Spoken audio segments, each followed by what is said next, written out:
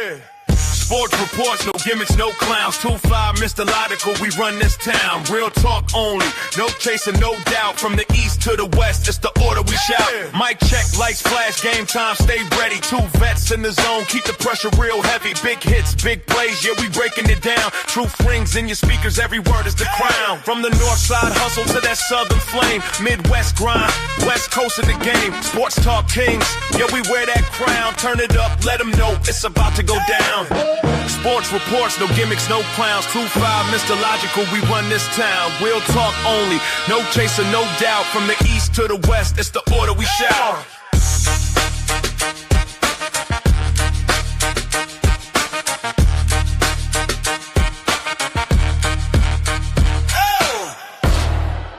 It's about to go down.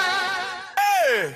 Sports reports, no gimmicks, no clowns. 2-5, Mr. Logical, we run this town. Real talk only, no chasing, no doubt. From the yes, fun on a Friday night. You are now listening to the sounds of Sports Reports as Ordered. I got Mr. Logical with me. We're talking NFC South. We're talking NBA schedule. Let's get right to it. Like, review, subscribe, share, rate. Do all the free things. Do all the good things. Liquid Death in hand. Check out Say Less, Say More. We're everywhere you get your podcast. Let's lock in, load. Mr. Logical, they put out the NBA schedule for opening night and Christmas. So real quick, we're going to get into this. Wanting to know if they picked the right games, the right teams. So to kick it off, on opening night, actually opening afternoon, we get Boston and Detroit. Then later in the evening, we get Sixers at the Knicks. And then we get a Western Conference Finals rematch, OKC and San Antonio. What did they get right? What did they get wrong? They got the whole thing right. Ooh, no say complaint. More, because I disagree. Whole thing right. So you said Boston, Detroit. Boston, Detroit. That's the early game. That's 1-2 from last season. It's a little, ain't gonna be 1-2 this year. Things changed. I mean, last year I turned 44. This year I turned 45. Things are gonna be a little different. But if you look at it, okay, the number 1 seed from the Eastern Conference last year, Boston, big brand. First look without Jaylen Brown. Jason Tatum is back. I think that's the easy. I like how that goes in. I think that's like the stuffed mushrooms of the meal. And then you get the steak, which is Knicks, Sixers. I mean, Philly, New York. The battle for the East Coast, the battle for star power. You got the New York Knicks, NBA champions. You have arguably the team that could unseed them and win a championship next year in the eyes of a lot of pundits. Perks, I got to see how much the ball moves around. And then you wrap it up with, two of, I won't say hated teams, but I think they're like the Floyd Mayweather adjacent of basketball, where people are going to tune in to see who they dislike more. Because Wemby went from a darling to a villain, like old boy and Batman went from running for mayor to Two-Face. Now, I mean, it was that quick. So in OKC with the flopping, but they still have the reigning MVP and the guy who felt like he should be MVP. I think they nailed it. Those 6 games, I think they nailed it. So I think that they got the majority teams, of the teams right. You know what I mean? I don't know if I like the matchups as much. So OKC San Antonio speaks for itself. You know what I mean? I think we're collision course. That's going to probably be the Western Conference Finals again anyway. So I'm here for it. I think I might have liked Boston, Philly. Just the whole Jaylen Brown going back to Boston. I think I like that story a little bit better because you already got, the Knicks are going to win. They got the championship night. So you could throw them against whoever. You could have threw Detroit against them because I like Detroit because you're getting eyes on somebody like a Cade Cunningham who, isn't necessarily in a market. Even though Detroit's good, they're not necessarily one of those brands that you think of in that Laker Nick kind of way. So I do like the exposure, you know what I mean? But I think I might have wanted to flip the matchups a little bit, you know what I mean? And so Christmas, we got Spurs Knicks. You got to have that, right? Championship rematch. You got Heat Celtics, Sixers Lakers, so LeBron making his return. You got OKC Minnesota, and you got Denver Golden State. That's the only one. But you got to have a fifth game. I think Denver Golden State it's not the same dessert. If you look at opening night, like how you said you would rather see Detroit versus the Knicks, the reason you want to see Detroit and the Knicks for the exposure, I think Boston gives a little bit more of a suspenseful game because there's questions about, can Boston really bounce back? I won't say bounce back, but can they survive without Jalen and Jason? Because it's been like that for 7-8 years. Like, that's a new thing. And then Detroit, can they handle being what you thought they would have been a hunter because they were the number one seed, but can they handle that? So, like, pinning those two teams together, I think you bring in the Boston basketball crowd, which is everywhere. Boston basketball fans everywhere to watch Detroit. The Knicks are going to get whomever. They're going to draw whomever. But if you didn't have Boston, if you had Boston versus Philly, I don't think Knicks Detroit in that middle section is as enticing. You see what I'm saying? So I think having Detroit kind of wet your whistle and then moving on. But like the Christmas with all the movement around kind of writes itself. The only problem is it does seem like the star power that the West had kind of fizzled out. Like, I would have loved to see Phoenix, Devin Booker have that kind of like, like that resurgence. But for some reason, it just faded. KD in Houston, I think Phoenix-Houston probably would have been a better game than Denver Golden State. I don't know, because you're always going to get the OKC involved somehow. So I just highlight some of these Western teams, but they gotta produce too. So for me, I always like to brainstorm, and so as I was thinking about this, I started thinking about things that you say, because you always talk about how the league is so dependent on these old dudes, the LeBrons, the Stephs, KD, so on and so forth, and they're on their way out. Got a few more years, but they're on their way out. So as I was thinking about this, so I love Philly, LA, LeBron going back, and I just got to say it because I know how y'all are out there in sports land.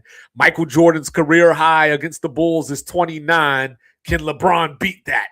Anyway, so I'm excited for that game, right? And then you got Heat Celtics. It just doesn't ring the same. Like, there's obviously a rivalry there, but Jimmy Butler's not there anymore. So it just doesn't feel the same. Like, we'll see what Giannis and those guys can conjure up. But what I was actually thinking is maybe on Christmas Eve or on Christmas, you could replace a team. You don't have to replace the whole game. But why not Warriors Mavericks? Why not give us Cooper Flag on Christmas?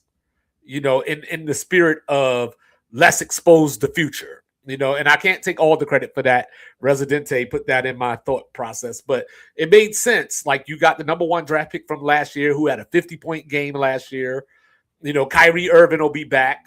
Why not put that team on TV against Golden State? Or I got another idea, do it on Christmas Eve. Right, that's what I was going to say. The other idea I had on Christmas Eve. Right. The other idea I had was, we heard all this talk about the NBA draft this year. I was one of them, right? Talking about how deep this draft is. Caleb Wilson, Cam Boozer, Darius Acuff, Devonta, Darren Peterson. Why not Christmas Eve do number one against number two? Do a Wizards Jazz game. Not because we like those teams, but because those are the number one and number two draft picks. And throughout the year, I don't know how many people are going to watch Utah for real. You know what I mean? As far as Washington, maybe a little bit more because they are East Coast. They got Anthony Davis and Trae Young, so maybe a little more. But why not number one against number two? Or you can even do a doubleheader and have Caleb Wilson against Cam Boozer in the second game. Get Darius Acuff involved. So, you could have Darius Acuff against the Nuggets on Christmas, or against the Warriors. Darius Acuff against Steph. Future versus the old guard. Like, there's a lot of different ways I feel like they could have went with this. The only problem is I know the pushback will be, we can't put Sacramento on Christmas. And that's why, I would secede and say, okay, Christmas Eve then. And the best part about that idea is that the NFL has games on Christmas Eve. So if the ratings are low, you could just blame it on that. You know what I'm saying? But you got to start somewhere. It'll look like a deliberate takeover of Christmas the way the NFL came in and just stole it. What was it, like 2 years ago? Yeah. I was like, that was 2 years ago after the Chiefs won the Super Bowl and they had a thing where they played 6 of the 7 days out of the week in that season because they took over Christmas. Yeah. So you give me 5 games on Christmas Day. Give me the 5 highly touted young rookies back to back. So like you can give me Cooper Flag versus Utah or Dallas versus Utah. You match up the years, or you match up if like Caleb Wilson's, it was like, yo, these dudes, I'm the best dude in the draft. Now you pin him, he's number 4 overall pick. You make it obvious. Like, okay, cool. You think you're the better one? Boom. Let's go up. AJ DeBoncher. Let's go up. You and AJ, what's up? And that's what I'm saying. You have the whole weekend. To me, that's a lot sexier than the NBA Cup. You know what I mean? Like, because you're being deliberate in bringing eyes to what is supposed to be the future of your league. And I think you also have the NBA Cup that the champions in December as well, right?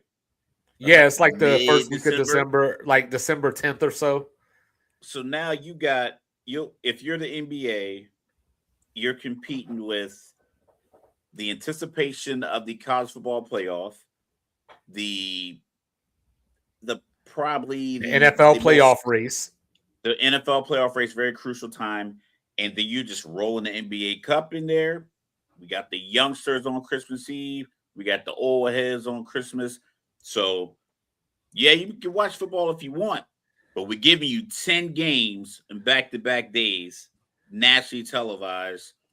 Look at our young stars. Like you said, if it doesn't work, you're just like, hey, we're pitted up against the NFL. We're always going to continue to work. But it'll work eventually, though. You do it every year. Sometimes you got to take the loss early to win later. Like, I always talk about this. I ain't going to stay too long on this, obviously, but it's just like politics, right? It's like, vote for this third party. Like, you might not see the benefit, but if we put some energy and resources into it, your kids might have a better option down the road, whatever the case may be. But anyway, Mr. Logical, let's talk some football. Saying the NFC South, your stomping grounds. We did my stomping grounds the other day, just for the record, to remind everybody, Mr. Logical, if I remember correctly, took the Eagles to win NFC East. I'm taking the Cowboys. Let's see where we end up tonight. So NFC South, Mr. Logical, last year, every team in the division finished 3-3 in the division. So for all intents and purposes, this is the Big 12 of the NFL. Anybody can win at any given time. Anybody can beat anybody. There is no great team. 8-9 won the division last year. Carolina is the division champion by way of some nasty tiebreakers.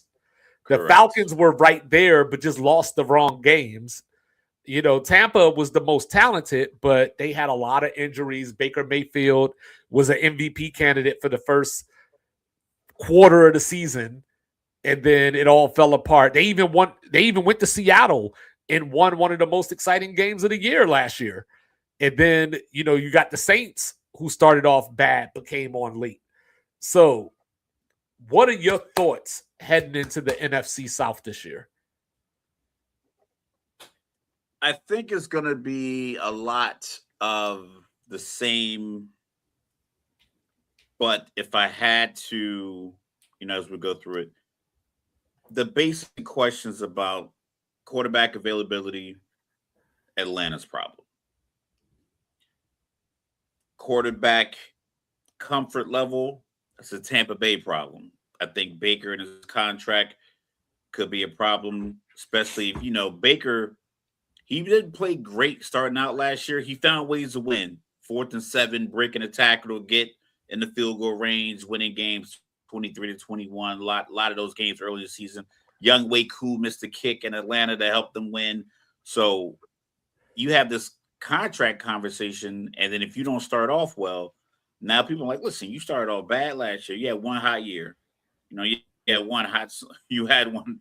It was a hot song, and it's like, so Carolina, I think they are secure, but they're still young and developing, and their quarterback is still undersized, and like you say, he's still working through that. And New Orleans is just New Orleans. Like, I think they play with great energy, but you don't have a definitive leader at your quarterback position either. I know the game is bigger than quarterback, but the questions that you have and the talent level and the depth of talent level at quarterback in that division just screams. 3 of us are going to be 8-9. What team can somehow squeeze out 9-8? Or a couple of teams going to be 6-11, and it's going to be obvious because they can't make plays at the end of the game because quarterback play.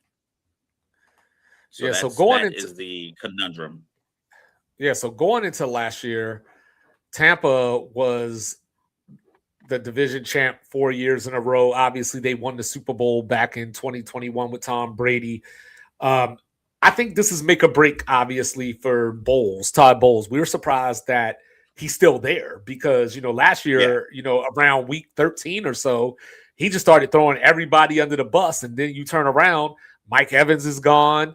Levante David retired. So now Tampa doesn't necessarily have 2 players that not are just veterans, but they were sort of the identity of that team. When you think Tampa Bay, that's who comes to mind, those 2. So on top of that, did you take a gander at who Tampa brought in as offensive coordinator?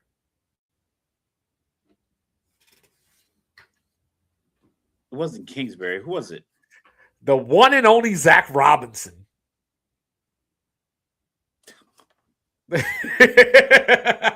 So Tampa's got some going on. Vita Vea, wants a deal. He's asked for a trade. Wants to go to California. Baker Mayfield in a contract year. And that has me concerned. I have to be honest with you, because Baker Mayfield seems like one of those guys that he's prideful, real spiteful, real petty, and I feel like he can find himself making some mistakes trying to prove a point. You don't want to pay me, watch this throw on, 3rd and 16 when you probably could have threw a slant and just punted the ball away, live another possession. You're going to try to make the big play and it's going to blow up in your face. I can do this with Mike Evans. This is why you should pay me this money. Watch this throw. I throw to this undrafted rookie out of UAB running this deep out route, and it's going to be intercepted. Yeah, so Tampa does have the reserves coming in. They get Jalen McMillan back. He had that scary neck injury in the preseason last year. He's back. Chris Godwin is another year removed from his ACL issues. So, and of course, Emeka Egbuka emerged at the beginning part of last season. So from the receiver standpoint, Tampa Bay, I think, is good to go. The problem is that the running game, 2 years ago, they were top 5 in the league under Liam Cohen as the offensive coordinator. And then last year, Josh Grizzard, they just fell off a cliff, couldn't run the football all over again. Bucky Irvin went from 5.4 yards per carry to 3.4 last year. But on the defensive side, they drafted Ruben Bain. We've been talking about him. We've been arguing with people on TikTok about him. I think he's going to be good. I'm excited to see him. But the problem with Tampa's defense is I think they have probably the weakest linebacking core in the league. When you look at their corners, I was a big Zion McCollum fan going into last year. He had a down year after getting paid. Benjamin Morrison, who I liked out of Notre Dame, got picked on, but he was a rookie. We'll see what happens, how he bounces back. Yeah.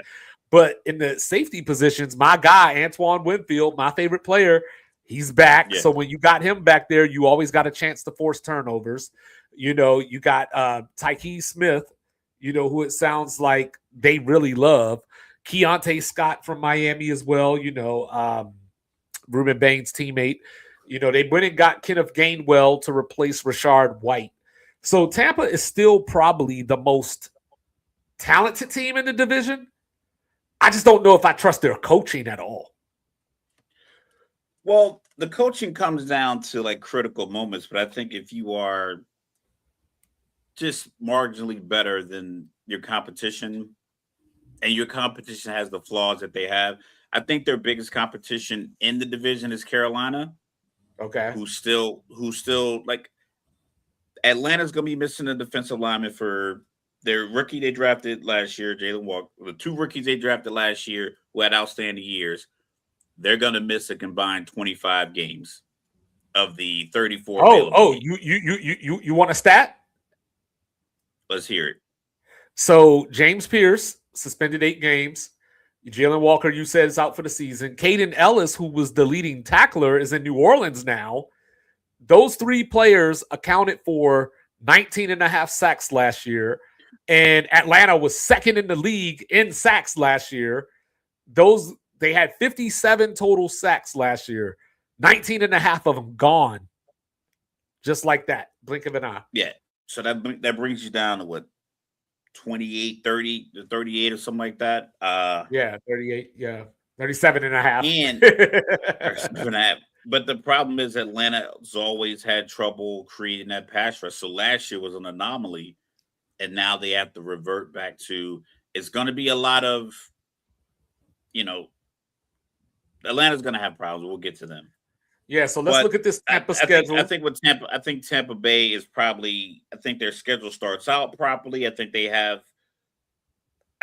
they start out going into week 4 with by far the best record in the division, and then they just have to maintain for the rest of the year. I think the division by October is going to be like, okay, we know who's going to win this division, in my opinion. Yeah, so they have a chance at 3-0. They could be 2-1, but they do have a chance at 3-0 because you never know what Cincinnati defense you're going to get. This is year 2 with Al Golden over there as the defensive coordinator. You get Cleveland, you get Minnesota at home. I'm counting both of those as wins. You get Green Bay the week after that, toss up. Then it gets a little, not tough per se, but just odd games. You go to Dallas, you play Pittsburgh the week after that. Then you get your division game at Carolina, play Atlanta the next week. So after about 9 games, if everything goes right, you could be 6-3. You could be 6-3. Like call Cincinnati a loss, at Dallas a loss, and maybe you lose one of Green Bay and Pittsburgh. At best, you know what I mean. Then you get after that Atlanta game, you go to Soldier Field, to play the Indiana Bears. And Ben Johnson said he wants to score the most points in the history of NFL. There you go. So that's gonna be a track meet. At least he's gonna make it. He's gonna attempt to make it a track meet. Yeah. Then you get your bye week. Coming out of the bye week, you go to Ford Field to play the Lions. You get your rematch with Carolina. Chargers at home, at Baltimore, Saints at home, and then you close out at Atlanta versus the Rams at the House of Horrors. So, I think if Tampa Bay views their season through 4-game increments, you know what I mean? They should be all right. You know what I mean? If you go 3-1 to start the season, 3-1 in that middle half, maybe, where you play Dallas, Pittsburgh, Carolina, Atlanta. So if you could win both of those division games, at the very least, that sets you up. Yeah. Coming out of the bye week, it's a little tougher because you get at Detroit, the Chargers, and at Baltimore. So if you could go 2-2 in that that quartet of games, and then if you can, lose at Atlanta, sweep the Saints, lose to the Rams, you could possibly be somewhere around 10-7, 11-6. And I think that's good enough to win this division. Yeah, I think 10-7. It's the race to 10. If any one of these teams hits 10 wins, they can book it. They can lock it in. But I believe, like I said, looking at Atlanta, being hopeful that they can squeeze out 3-3 in the division again. Once again, I got to see what Tua or Michael Penix or whoever the left-handed guy is that's going to be at the helm, can you get the ball out on time to the playmakers? They drafted Zachariah Branch out of USC and Georgia. He is the threat, but if he's the only threat, if they know on 3rd and 8 they like to run these little drag routes or anything underneath, and they're just beating them up across the middle, and Tua has to get it out on time because there's not a lot of like power. They got Zacchaeus. Excuse me. They got Zacchaeus. Yeah. Yeah, but even with that, is like there's Josh Allen, Justin Herbert, Burrow, Mahomes, even Lamar. Those guys can, obviously Stafford, they can slide in the pocket and wait for that guy that ran a deep route to come back, or a guy who's coming across the field, and they can throw an off-angle 50-yard accurate throw. Tua doesn't have that luxury to just wait it out, slide, and drop back 8, 9, 10 yards behind the line of scrimmage and still get this pass off. He has to get it off when it's there, and if it's not there, then it's going to be Bijan left, Bijan right, and it's like at some point 8 people in the box are going to shut that down. So only the Falcons could do this. You had a left-handed quarterback that made questionable decisions and threw the ball late. So you went out and got an injured left-handed quarterback that makes questionable decisions, that if he's late on the throw, it's going to be a pick 6. The good news is that, you always talk about, all right, here's Tua. It's December. Well, now he's playing inside of a dome. You know what I mean? So maybe that'll. But no, in Atlanta, they'll leave a roof open. but also the Falcons, they've had 8 straight losing seasons now. They bring in Kevin Stefanski, who is the quarterback whisperer. Remember, he loved him some Dylan Gabriel last year. You always said Dylan Gabriel and Tua would have worked in Miami. Yeah, not after you. It's like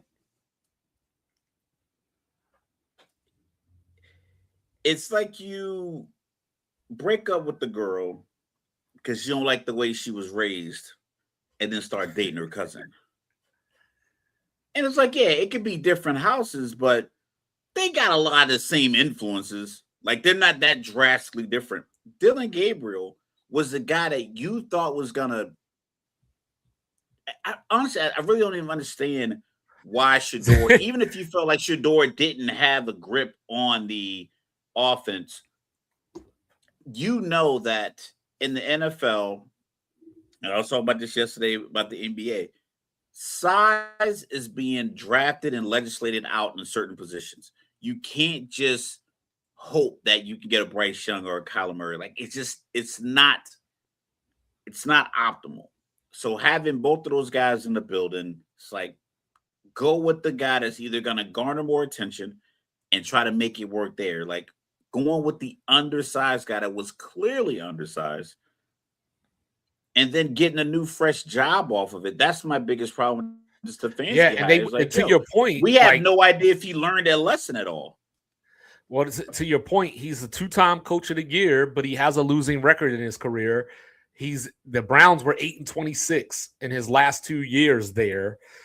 So they brought in Tommy Rees as the offensive coordinator. They kept Ulbrich as defensive coordinator, so that's a good thing at least. Offensive line coach, Bill Callahan. How about that? Did a great job in Tennessee when him and his son got fired. So I didn't get to say this, and I'm sorry. I hate to bring back the joke, but I gotta say it because I wrote it down, so I gotta say it. You gotta rely on Tua turn the ball over a hospital Penix. You know what I'm saying? That's what you're down to at this point. But we might get to see Trevor Siemian because they both going to get hurt at some point. They brought in Jahan Dotson as well. Mr. Logical forgot to bring that up as a threat. You know what I mean? I couldn't even keep a straight face with that one. I couldn't even keep a straight face. I understand that, like, you gotta I gotta rant about my team for a second. And I get it, like, listen, I'm not running the organization. I'm just a logical person. And I didn't understand, like I said, the hire was one thing. If you look at Stefanski, not only you said 8-26 the last couple of years, Hey, what's going on? they look like they were going to be 8-26 because it looks like either he quit or the team quit, or there was a glaring disconnect between him, the message, like everything just seemed completely discombobulated. And we don't know if that was his fault. Like, you hired him. Now, say Cleveland takes a lot of those same players, because I saw a poll last year. They said if they redrafted the first round, like 3 or 4 rookies from Cleveland they felt would have been better suited. Like the tight end would have gone later in the first round. The linebacker, obviously the guy they drafted number 4 overall. And it was like, so you got all this young talent on you. Yeah, who end up was like defensive rookie of the year. You have all this talent. Shador, for whatever he has going on, he's marketable. He seems to have a grip on it, and he seems to understand the spotlight and everything else you need. It's like, why didn't you use that to your advantage? So now you bring him to Atlanta, and I'm like looking at Atlanta like, yo, why are you not like? It goes back to taking Penix 8th overall. Like, it just, everything just stemmed from there. And I said it then. This is going to be a problem that's going to haunt them for 3 or 4 years. Because if it doesn't work, you have to let it try. It hasn't worked for 2 years. You have to see it through. You can't give up on it. You have to see it through. And the only way to get a good one is to literally play it out so poorly for a whole 17 games. And this is the draft. To the top. This is the draft to do it. But just to let y'all know, PSA, we are live every Tuesday and Friday, usually at 8:45 Eastern, but we had an early start tonight. So yeah, like I was saying, they lost the defense, basically. They brought in Christian Harris from Houston. My guy, you remember I was in love with Billy Bowman. He got hurt late last year, so we'll have to see how he bounces back. But there is positive still. There's still Xavier Watts, who came into the league like a madman and announced himself. Jesse Bates is one of my favorite players. So, like, there's still pieces there. They're just going to be on the field so much. They're going to be on the field for like 34, 35 minutes a game. Now, the one thing that I will say is I'm still waiting for AJ Terrell to earn his name, because I hear all these things about how good he is, and he's always in the vicinity, but the receiver always catches the ball. And now they went out and got his little brother. So, we're going to have to see how that goes. His little brother was getting pushed around at Clemson last year. He's faster than AJ, but we'll see how that works. But looking at this schedule, Mr. Logical, you know what I mean? Here we go. At Pittsburgh, kicking off the Aaron Rodgers farewell tour. They get Carolina, who they got swept by last year. At Green Bay, at New Orleans. What's that record after those 4 games? I got 2-2 because I just didn't want to say 1-3 out loud. Yeah, that was Jalen Walker, their rookie from last year. Yeah, so I got them winning at Pittsburgh. Oh, do you now? Just off of hope. Oh, okay. I don't know. I will say, you know who Pittsburgh brought in at running back, right? They went and got your boy Rico Dowdle. You remember him from last year? Yeah, but Pittsburgh couldn't run the ball with anybody. Like, they just can't run the ball. Like, I'm not. And Aaron Rodgers doesn't air it out. He's not going. So I think just in the tit for tat battle, maybe they eke that one out. But that's just me being trying to be that guy. And I know, like, this is one of those moments where people are going to think you're just trying to rage bait Mr. Logical. And I'm not. I can see the Falcons starting 0-6 here. I'm not saying it's going to happen. But I can see that. Like, going to Lambeau, then go to the House of Horrors for Monday Night Football the week after that. they can start 0-10. I'm not. Let me look at the rest of this. I'm not being an ass. Yeah, it's a bad start to have questions in the positions that they have questions in. They can legit start out 0-10, and the defense can play their heart out every single week. And just not be able to get over the hump offensively. It's only so much Bijan you can give a team. So I could see at worst, just at worst, I could see 3-7 at worst. I'll go 3-7 at worst. You know what I mean? Because you figure all these games in the South are going to be a toss-up. You know what I mean? So like you get a bounce here and there. At New Orleans, at Tampa Bay, Arch, and on there's top going to be of some that, competition. Yeah. And on top of that, Atlanta, historically, recent history, they don't close games well at home either.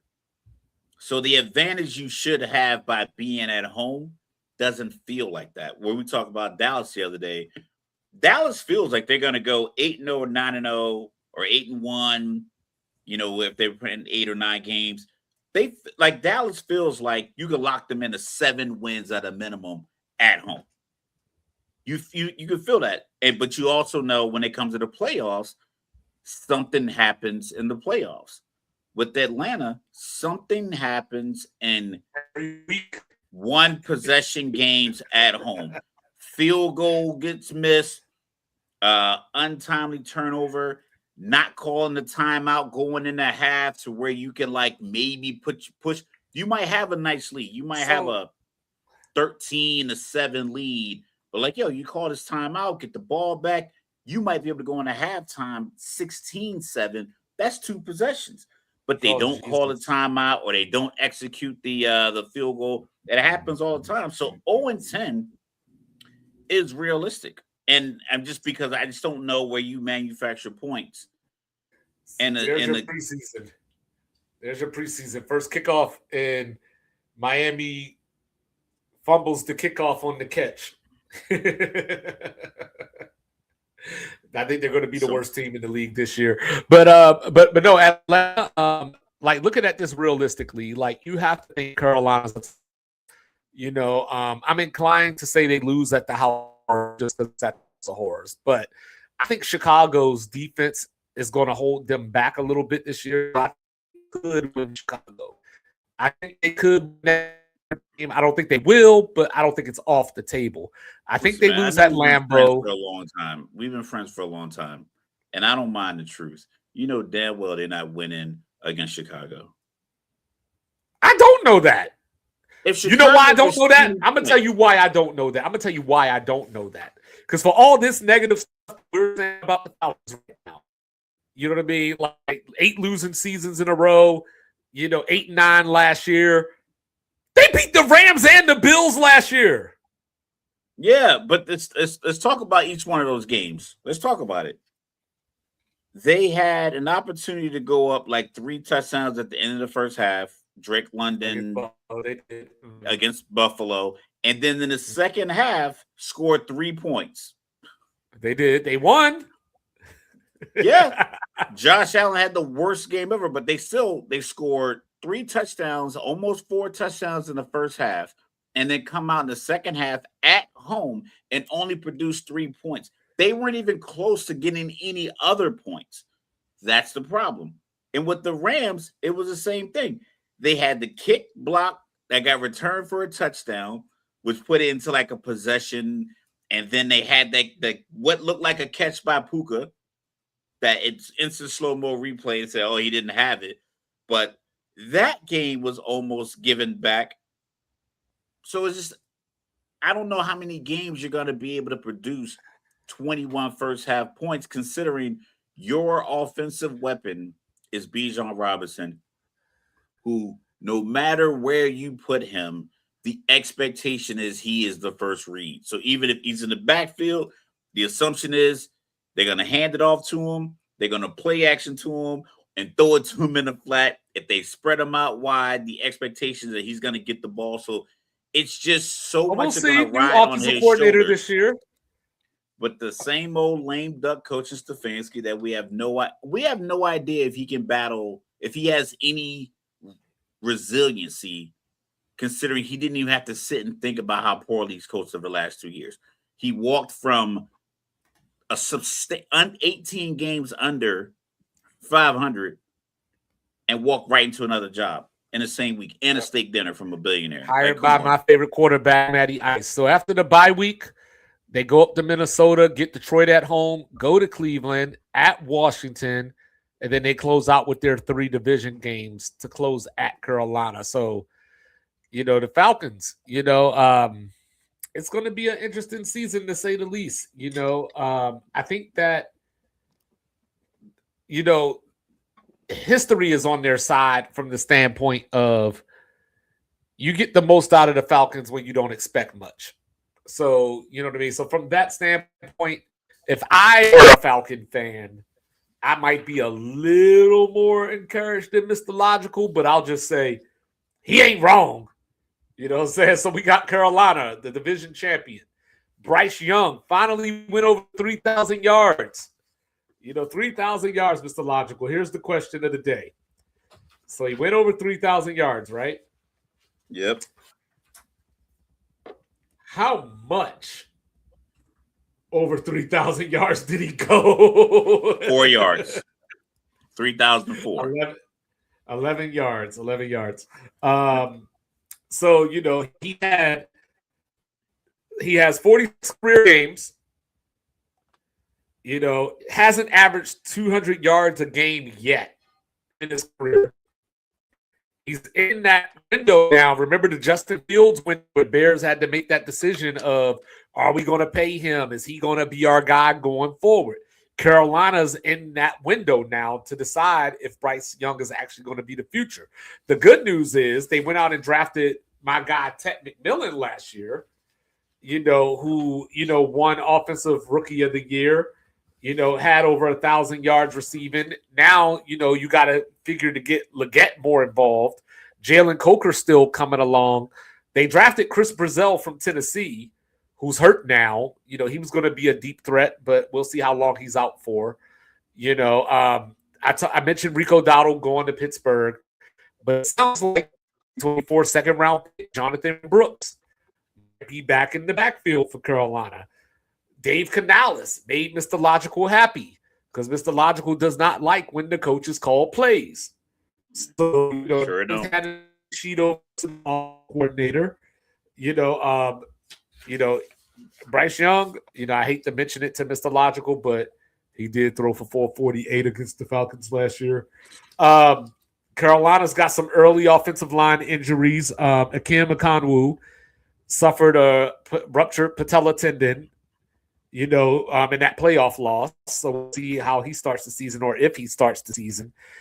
Taylor Martin, their right tackle, is having blood clot issues. So they could be down 2 linemen just to start the season. So, so they're already behind the 8 ball. But on defense, they went and got Jalen Phillips from the Eagles. So here's my question for you, Mr. Logical, about that. Yeah. So Jalen Phillips, is he a complimentary guy or can he be the leader of a defense? I'm not sure if he ever had to be that. I think he has enough of a resume that if you're a Carolina fan, you should be optimistic. But the anchor, granted, Myles Garrett, like I'm not making a comparison, but like that, the guy that you can move around that much in the defensive line, I am not sure. I know he balled out in Philly. He took advantage of that opportunity coming off that Achilles in Miami, where I think he tore it at a Jets game. I still remember that video. It was a sad video. But I think Carolina addressed things that they needed to address. Now, this contract, you can go ahead and just try to book him for a franchise tag. It's going to be hefty because I think somebody's going to creep up over $60 million a year during like these next. That's already there. Yeah, so it's like so that the top 5 average is probably going to be well over 50 million. So like you take 1 year franchise for 50 million, just stay healthy, and then you know if they do it again, obviously it goes up. I like Carolina as far as like just as a fan, obviously. But I think they have an identity. I think the coach, quarterback, I think him benching him, letting him get his head right and bringing him back out there. I felt that all. I think it just worked. But I think it worked because they made the right hire. They made the right decisions. Bryce Young, CJ Stroud, are they rethinking that? Maybe, maybe not. But I think they've gone in with a real plan. Win the trenches, big wide receivers. All their wide receivers are 6'3" and up. So you have an undersized quarterback.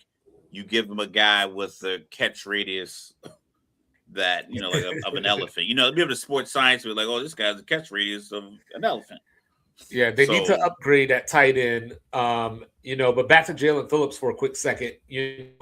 76 last year, but that's easier to do when you're a part of the X-Men. So that helps, having that Philadelphia defense around you.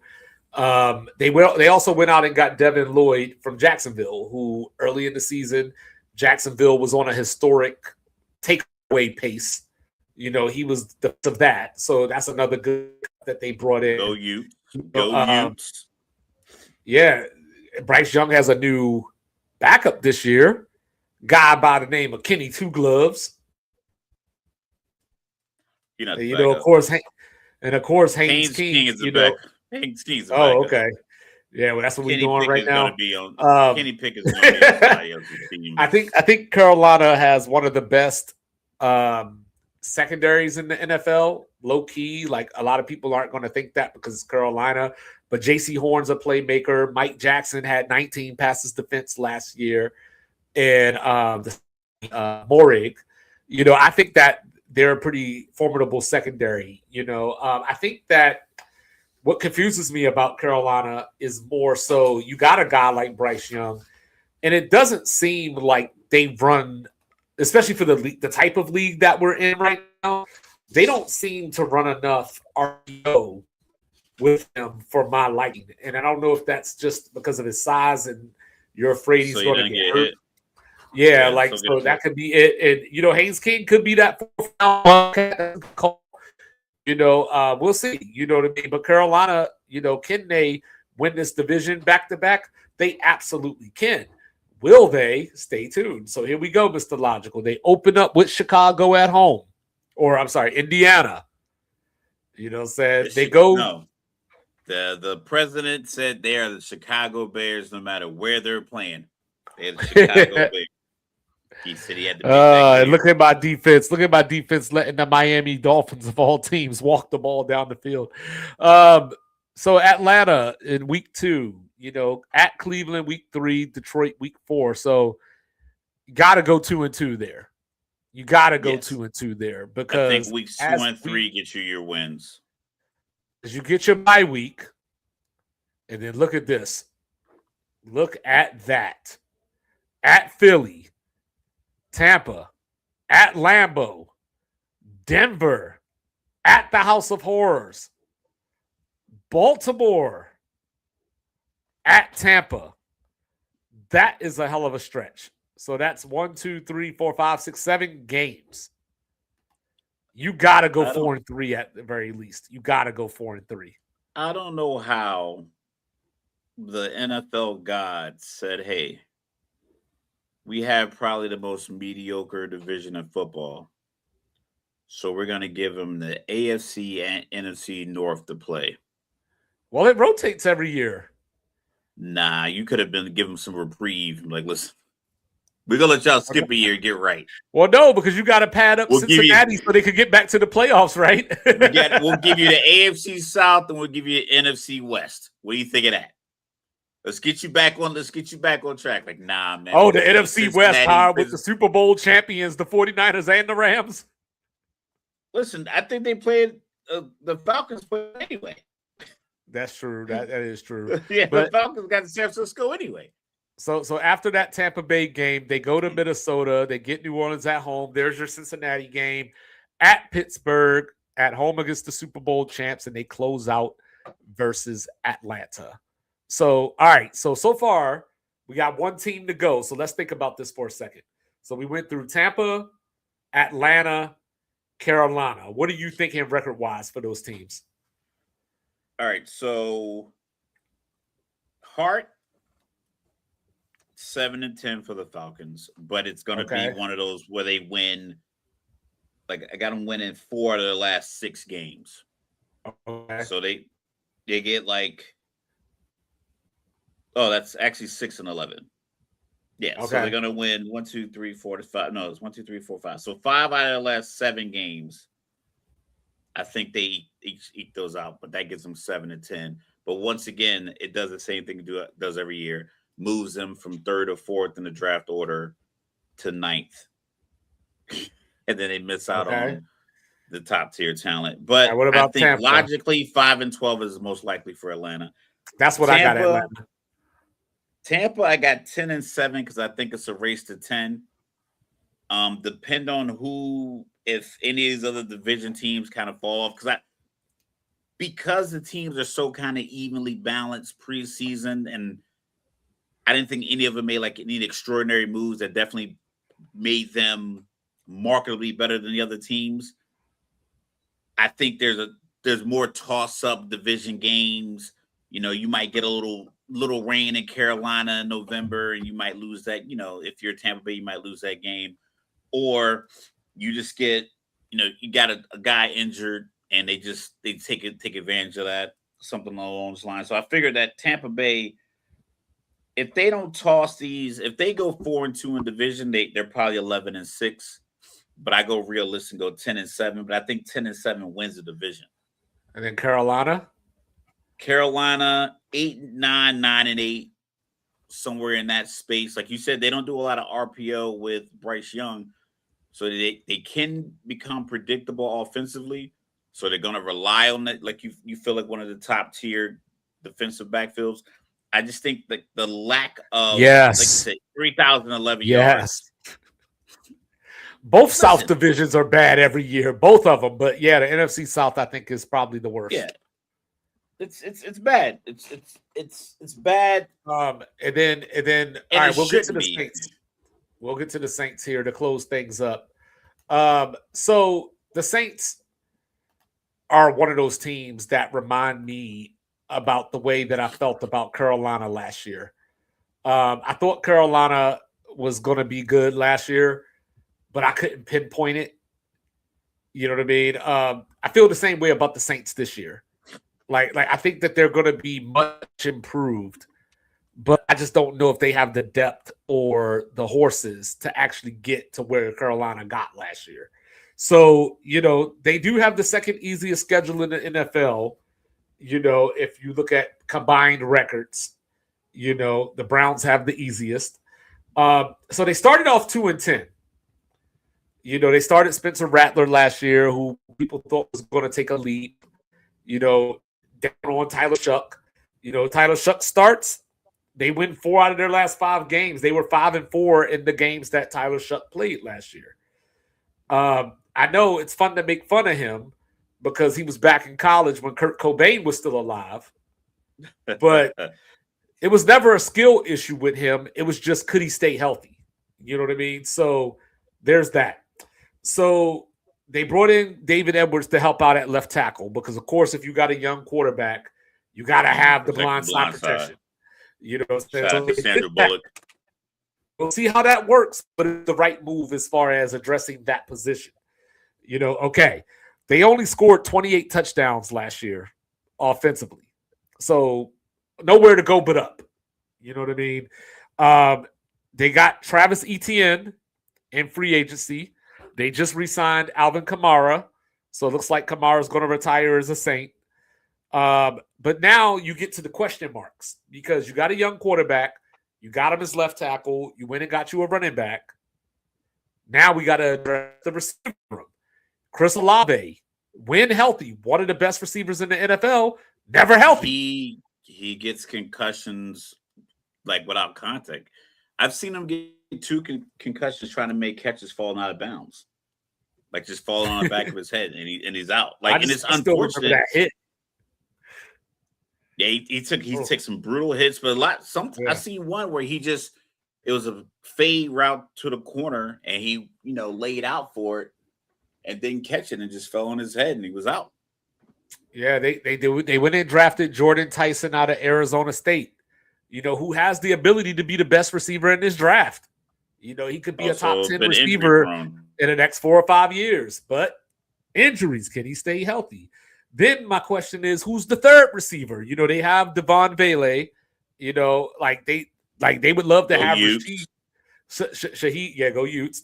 I'm sure they would love to have Shaheed this year. They got Bryce Lance, which is Trey Lance's little brother. They got Barry Brown out of LSU, who's one of those Zachariah Branch type receivers, real small guy that needs to be in space. But if you don't have the elements around him that makes the defense focus, then he doesn't get the space that he needs. You know what I mean? Well, that's what Kellen Moore has to design something. When you have a guy with that, he will.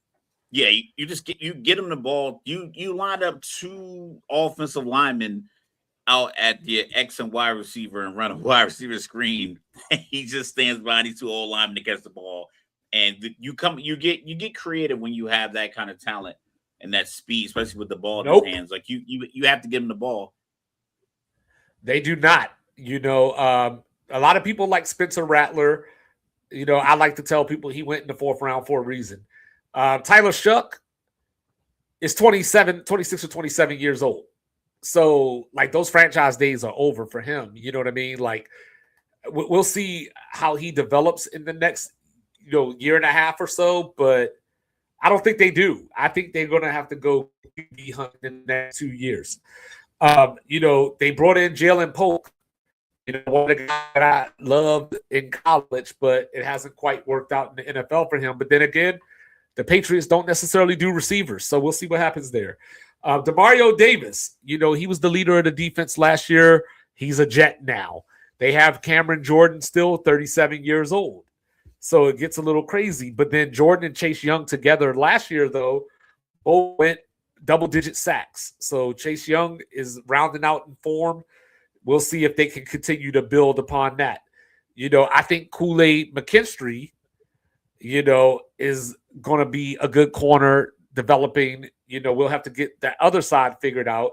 Brian Breesy tore his ACL. He's out for the year already.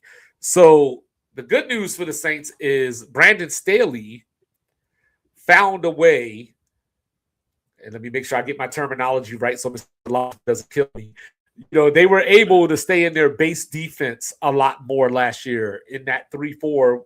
Even though teams tried to spread them out, they were effective enough in their 3-4 that they kind of determined what the offense could do.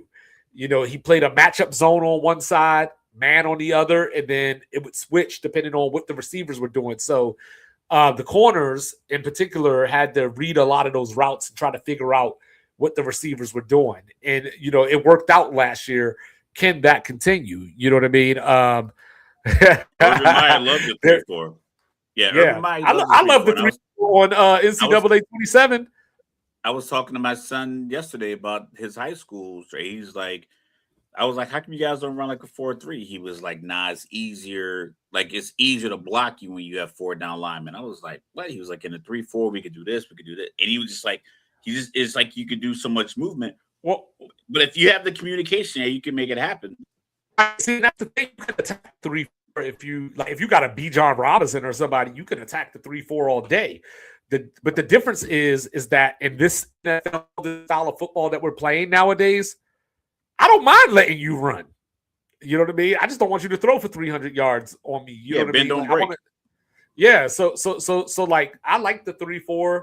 I like his matchup zone. I think you're going to probably start to see other teams implement elements of that. You know what I mean? But let's get to the schedule. You know what I'm saying? So 0-2. At Yeah, Detroit, at Baltimore. People are high on Detroit, but Detroit's one of those teams that when you're high on them, they go 0-2. They're almost like they've been a lot more successful in recent years, but they're not that different from the Falcons. You know, you got the you got the Raiders and Falcons, Minnesota. So I think they could start 0-2. I think they could be 3-3 after 6. I got 2-4 after 6. Okay. I got to win I got to win home against the Raiders, and I got to win at the Giants. Simply because I haven't last time we saw John Harbaugh coaching, he was coaching Lamar Jackson and probably a defensive philosophy on a team that seems to just kind of transcend time. Like that Ravens defense was kind of built the same way, and he just was not having any success. So I can't imagine he just goes to a team that's been just as bad as the Falcons over the last 8 to 10 years, and he turns it around before mid-October. Okay. Then they get Pittsburgh. You know what I'm saying? That looks like a overseas game. Then they get their bye week. Come out of the bye week. Cleveland at Chicago. At Carolina, Tampa, Cardinals, Atlanta, and then close out with Tampa. So I'm gonna just do it like this. So it sounds like for all intents and purposes, you have to win a division. Tampa Bay, correct. So I'm gonna go with Carolina with repeat. I'm gonna go 10-7 Carolina. I'm gonna go 8-9 Saints, 8-9, and I'm gonna go 5-12 Falcons. I'm gonna go, like I said, 10-7 Tampa Bay. I go 9-8 Carolina, and between Atlanta and New Orleans, interchangeable between 5-12 and 7-10 for either one of them. I don't think either one of them has a record better than 7-10. I still know who's going to have the 7-10, who's going to have 5-12, but I have a feeling like those are going to be the records for each team, just because you don't. As of right now, you said you got a second year guy, but he's 27, so they don't have a franchise guy. Do you get to the point where it's like maybe Arch Manning wants to play for his grandfather's franchise? I think if that's on the table, you got to take it. I think if it's on the table, you got to take it. I also think that you just let this year play out, see what happens. Say hypothetically, let's say they get to 7-10, and they're competitive in a few games. Maybe you draft a quarterback later in the draft, because this draft is going to be deep. So you get a guy later, and maybe he sits a year behind Shuck. Anything worse than that, then it's replaced on the spot. But as a league, I want to say as a league, that's not happening. The league is, and that was a problem with the Atlanta Michael Penix pick. Is like what you're doing isn't what the rest of the league is doing successfully. I think you could look back to Mahomes and Alex Smith. It's probably the last time that happened, but the Chiefs didn't have holes. They just knew that they weren't keeping Alex Smith, but they didn't have any holes anywhere else that needed hey, we need to use, and that they moved up to get that pick. When you're in the top 10, you can't pick a player that you hope doesn't play for 2 years. So if you are New Orleans, and I doubt that GMs or any owners make the call. I imagine that they would suggest hey, you know what? How many wins are we out of the Arch sweepstakes? Because you think Miami is going to be bad. I think Cleveland might have some issues. The Raiders will be bad again. I think the Raiders will be bad, but the Raiders aren't going to take a quarterback unless they start Mendoza, and he is awful. But I doubt it, even with the number 1 pick. I think he gets another year. I think, like I said, I think Atlanta won't be great. Arizona. Arizona's going to have a pretty poor year. I still think the Jets, because they haven't shown me anything otherwise. So if I'm looking at the top 5 right now, I got Jets, Arizona, Atlanta, potentially New Orleans, Miami, Indy. Like those are top 5 or 6 teams. I think they're all probably going to need quarterbacks. So if you're New Orleans, it's like, how far do you want? Like, are we 6 or 7? Because you got to give up a haul to get the 1, especially if that team needs a quarterback. And they're like, listen, we're taking Arch no matter what. So the Chiefs knew that even though they were making the playoffs, knew that Alex Smith wasn't the future. We saw the same thing happen in San Francisco. Like once Kaepernick showed up and showed some skills, and both times the team ended up going to the Super Bowl, winning obviously in Kansas City. Yeah. But both was a bridge guy, sort of. And, you know, I think teams are trying to do that nowadays. That's what Kirk Cousins is supposed to be. He's supposed to be that bridge quarterback that gets you to the next guy. You know what I mean? But he just doesn't have it anymore. So, the problem with the Kirk Cousins thing is that they gave him a 4-year deal before that. Like that too. He wasn't at the end of his deal. Like he wasn't on an expiring contract or in position. Which is crazy because they knew he wasn't the future. Like, you know what I'm saying? Like, especially if you were going to draft him. Yeah, he might not have started that year, but you weren't going to draft a dude at number 8 and sit him for 2-3 years. You know what I mean? So like maybe you do that. They could have taken that 180, and they could have taken that 180, bolstered up the defensive line, taken a rookie quarterback, got a J. Terrell upgrade, and then they would have been good to go. But they didn't do that, and now we're here. That's the thing with the quarterbacks. The Jets are in that position now too.